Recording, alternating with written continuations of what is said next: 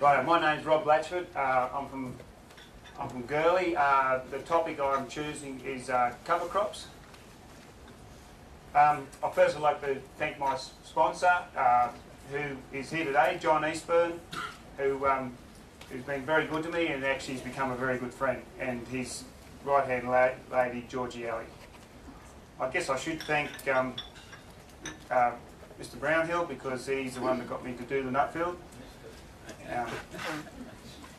Also, I'd like to thank my wife Penny and my three children, Chloe, Thomas and Jeremy. Where is Gurley? Gurley is on the New Highway, northwestern New South Wales. It's about 30k south of Moree, and this area is probably the most productive agriculture shire in Australia.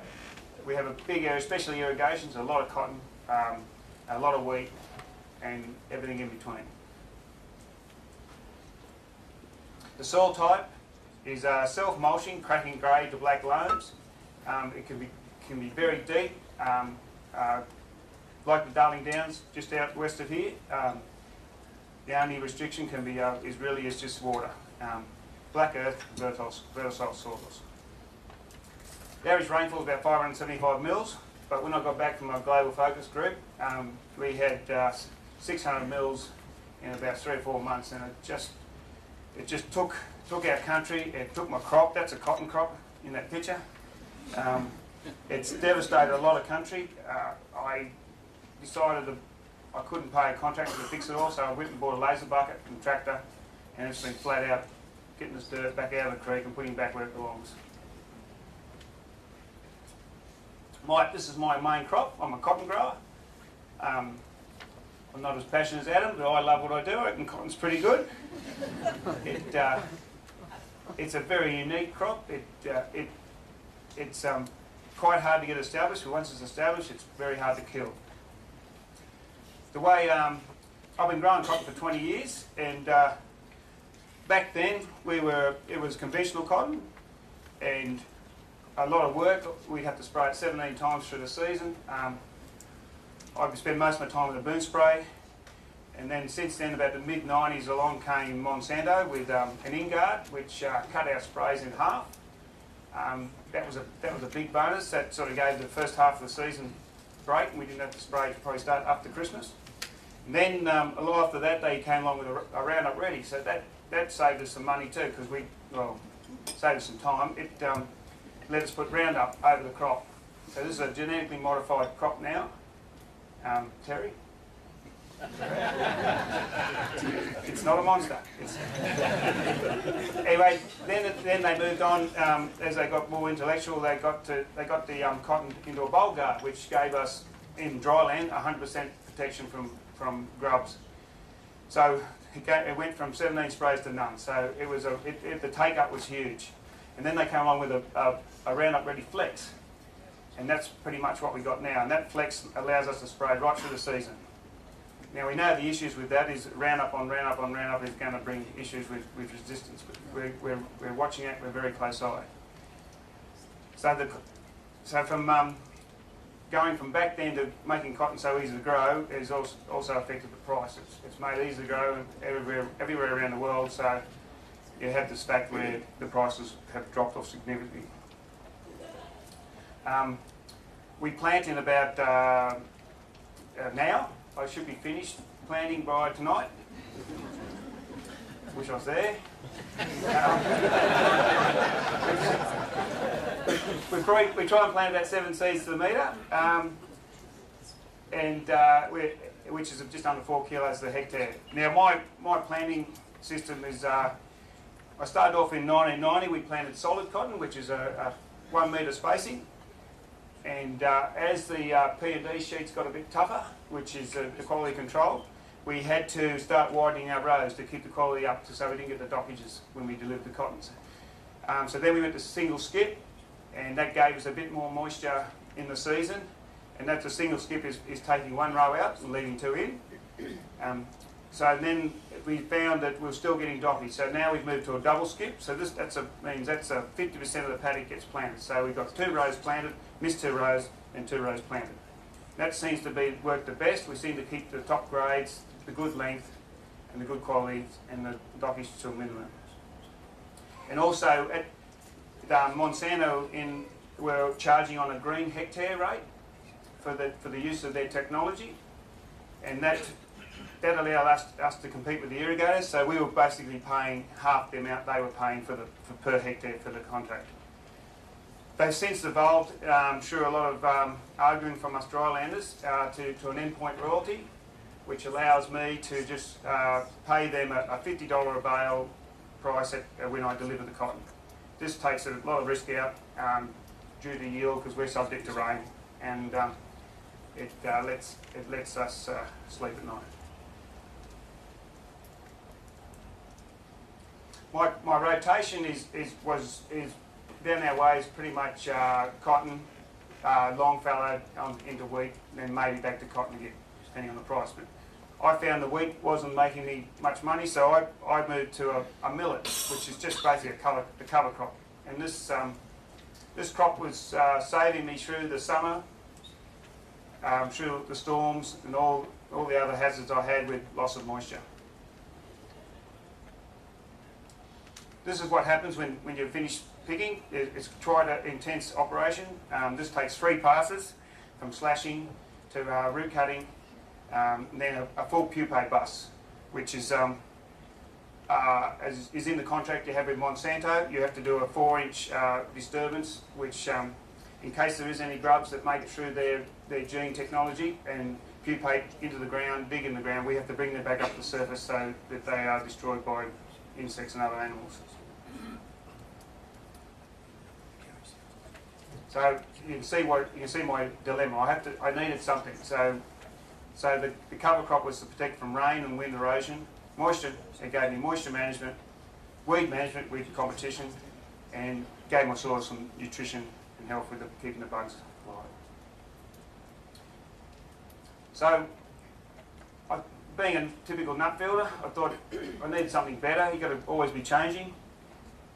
So I decided I needed something that maybe that had to be fast growing, because in a short season we need to get this cover crop up, doing its job, and then desiccate it so that then we can start the moisture building process from the natural weather events. Then I thought maybe I need something more than just a stubble mulch.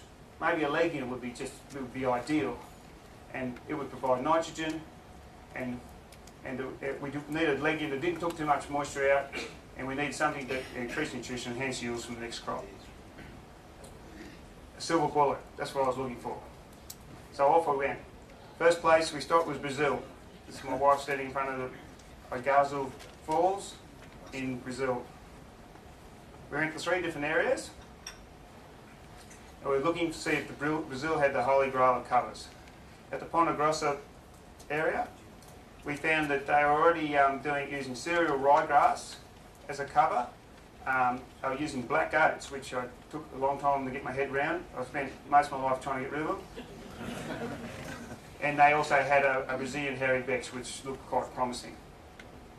They were using a rotation with their wheat crops, so this Ponta Grossa area is in the south, so they didn't have a summer crop option. They also had a co-op set up which did research for them, was funded by the farmers, and did research into cover crops and any other issues that the farmers had. It looked a really good system. Then we went to the Mato Grosso. It was opened up 25 to 30 years ago. It had large holdings by corporates and co. It had, and they plant cotton in January, pick in August, and it's a hot, dry system where it's a bit like the northern hemisphere here with Darwin, where you get all your rain in the November, March, in a metre and a half of rain. So there's a lot of water coming through this. There was a company there, Adriana Seeds, who produced soybeans and also some millet that helped them with their cover crops. I saw an interesting picture. This, you see that there, that is continuous contour field. I hadn't seen it before, and it made me realise that when the summer comes, the rain must really come from the contour continually all the way down the field. This is a 7,000 hectare field ready for a cover crop from Melito, planted by air. We then went to the Western Bahia.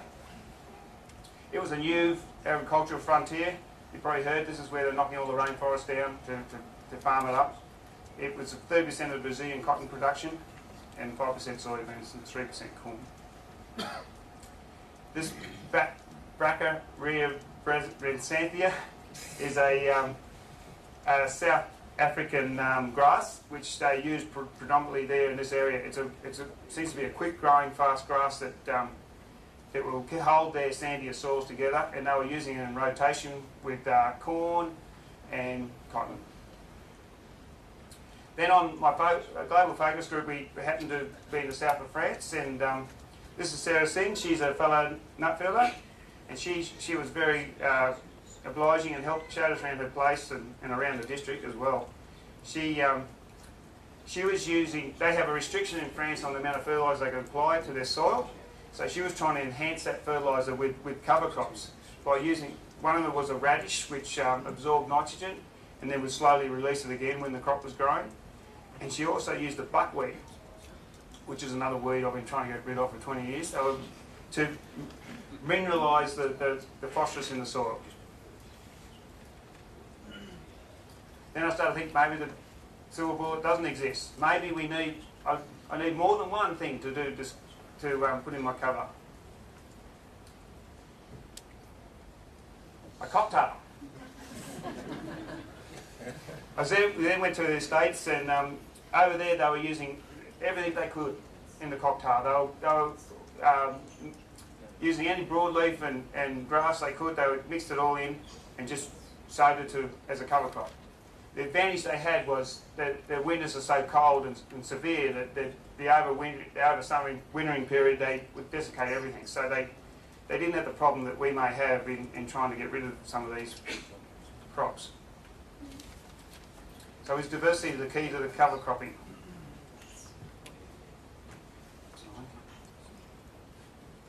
Then the light bulb hit me. Where to go from here with cover cropping? I was going to attempt the concept of cocktail covers, depending on what species I could get, and the seed stock availability seemed to be the restriction I found when I got back here. The influence that these may have on the following cash crop, whether cotton being very susceptible to hormones, whether I can make sure these things weren't growing with the cotton. The economics of doing this and blending these crops, and the trialling of different mixes. Did my focus change? Would I do anything different? I've already started. Where at home I've got some trials with some vetch mixed with millet, vetch on its own, and I'm getting some guar, which is an Indian growing legume, and we're trying that next month. We're going to see if the moisture seeks.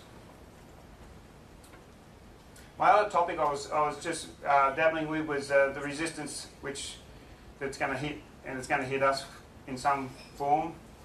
We don't know yet, but in the middle of America, Waynesboro, Georgia, they had this Palmer amaranth, and which they call pigweed, and it's quite an aggressive plant that grew very fast, reproduced very quick, and up to 500,000 seeds per plant, and it was completely Roundup resistant. Their form of getting rid of this was either hand chipping or wicking over the growing crop that was in there. This definitely rang alarm bells, and we already knew that 5 second-hand pickers have been delivered to Australia back in 2011, and there were dozens more coming beginning of this year. I know there's a lot more coming next year. We already decided we should contact the authorities, and if they did not already know, that grain growers and Cotton Australia alert farmers and contractors. The second-hand cotton pickers imported from glyphosate-resistant areas may pose a risk to Aussie farms. Include the Palmer amaranth photo in the wheat literature so farmers knew what to look out for. My other interest, it's a bit of a hobby, is modifying farm machinery. There's nothing better than looking at the back of some farmer's shed and see what they've mucked around with. We saw a few different things. Getting the stubble of cotton to get rid of is a massive problem and very expensive, and I'm trying to build a machine that will do it in 1 or 2 passes. And we saw there's some heavy duty rollers that were trying to chop it up in the field, and those in the States. This one here is in Brazil with the root cutters, but that's actually, I think, is an Australian invention, which is more suited to irrigation than dry land, having the hills. And also in Brazil, they were using discs to just remove the cotton and sort of chop it up. Around the world, we saw on the Global Focus, we came across a combine piggybacking a John Deere tractor. And I was quite amazed by this. You can see the tractor is used for the power plant of the combine. The Indians have taken the wheels off and shoved it up there, and you can see the drive shaft coming down to the front of the combine. That would drive the motion and obviously the operation of the combine. And once they finished harvesting, they would just simply pull it off, put the wheels back on it, and continue on using it. Only in India. In Brazil, they had a stripper, which is a little bit different to a cotton picker, but it looked very good, very well made, and looked like it would compete with the Americans' market very well. The John Deeres were the only ones that made this machine. In Washington State, we came across the Palouse, this beautiful soil. And the only thing wrong was it was undulating, very undulating. And it was so steep, these tractors would slip down the side of the hills. So they had jewels on them. And not only that, the operators would be stuck against one glass with the window. So they designed them so they could tilt them, so that the operator could sit in the middle of the seat. I was quite amazed by that. In Turkey, I came across it's just a European disc that they were using to dispose of their cotton stubble. Back home, I muck around with a bit of machinery. That's the planter that should be finished tonight. It's 36 metres wide, and it is planting 18 rows on that 36 metres in a double skip formation. I also designed it so I could use the technology from John Deere boom sprays, which have a swap control. This allows me not to, a swap control allows the boom spray not to overspray automatically. As soon as you cross the headlands, it will turn the sections off. So I adapted that to my planter. So it lifts my pairs of planter rows up, and the drive wheel for each pair is connected in the middle. And this does a very good job and doesn't overplant, which becomes issue with moisture in the growing season. I also mucked around with a brand new cotton picker. I was a bit famous for cutting up an $800,000 machine with an oxy. This is a 6-row machine that comes out standard at 1 metre spacings. So we modified it to suit our row spacings. We moved each pair sideways 2 metres so we could stay on our tram tracks. Also the wheels were modified to get on the 3 metre centres as well. And which the rear wheels were quite hard because they're actually driven. So we had to, there's a company here in Toowoomba that made us up some drive shafts and discs to do this. Also on the back there's a trailer which is actually made down the road here as well. We got it specially made, and so we can carry the round bales of cotton out of the field, because there's nothing worse than trucks coming in to get the modules. We're trying to keep everything off the field. And it's we're having issues with it. We're having trouble getting from the picker to the trailer, so I'm going to redesign it this year, so the trailer drops down as the bale tips onto it. This is my current project. That's a new winter crop planter sitting there. It's ready to go. I've already purchased the tractor for it. I decided I need at least 550 horsepower to pull this planter that I'm going to build. So that's a track machine that's going to do that job. I've also bought an air sealer, 20,000 cubic metres of capacity to put behind it. The designs are in my head right now, and I reckon, well, by this time next year she should be operational. I'd like to thank my fellow nutfielders. I had a really good time. There was never a time where you wish you weren't there, except for India.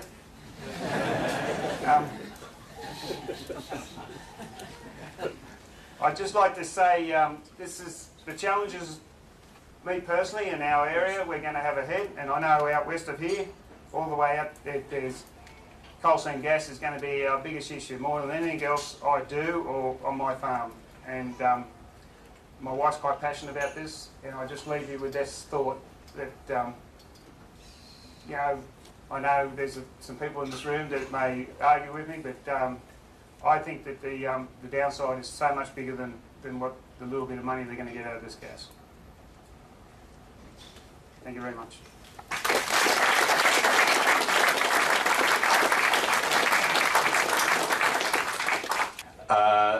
I'd like to throw it open to questions. Before I do, I'd just like to ask him about that threat of the pigweed and your thoughts on exactly the quarantine on that used machinery coming in and the standard of it. I actually was at the wharf.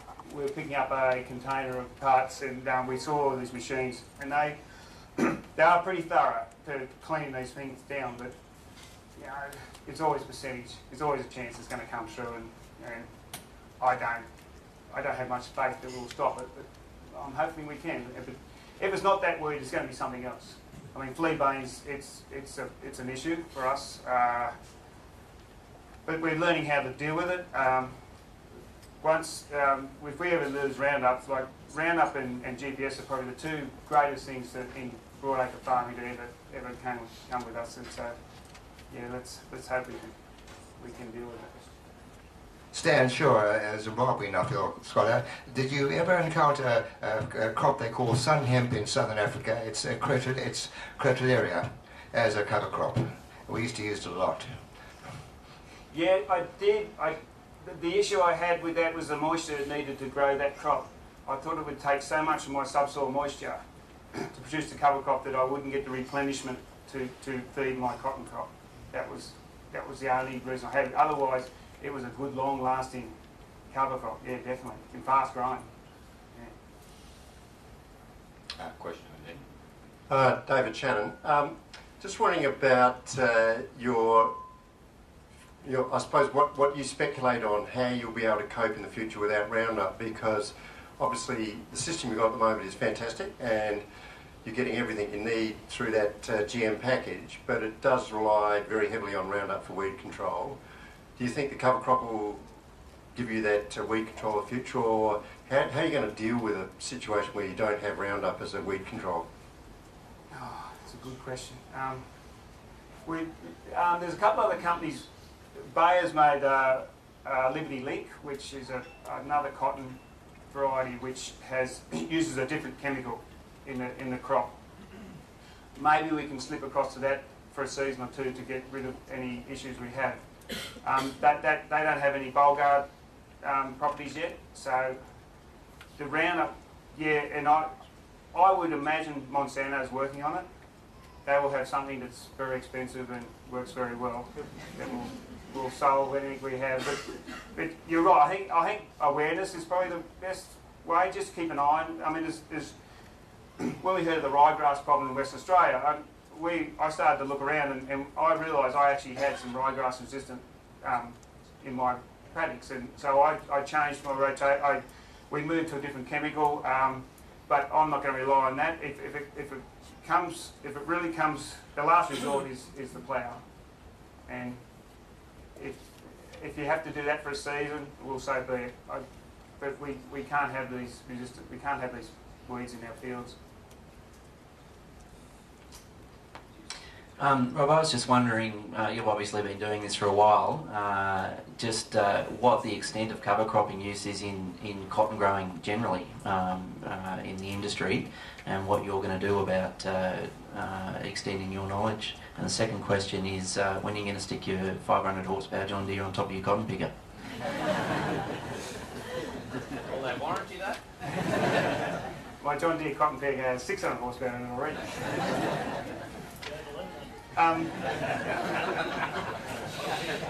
Oh, you asked me the next question.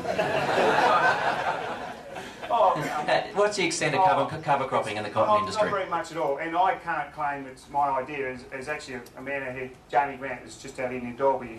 He was a real pusher for it, and but down my area, I would be the only cotton grower I know that's doing this rotation. I've started to have second thoughts. Cotton, I didn't talk about pricing. You can probably work how much money I'll make in a minute, or don't make. Cotton has gone the last, this time last year, I think cotton was $1,000 a bale, and that was huge, but now cotton is sitting at about $380, and hence I'm probably the only dryland cotton grower in New South Wales at the moment. I don't, unless Dave Brown has put some in. Yeah, we're in too, Rob. There's another one. Yeah. Doesn't sound like the Nuffield.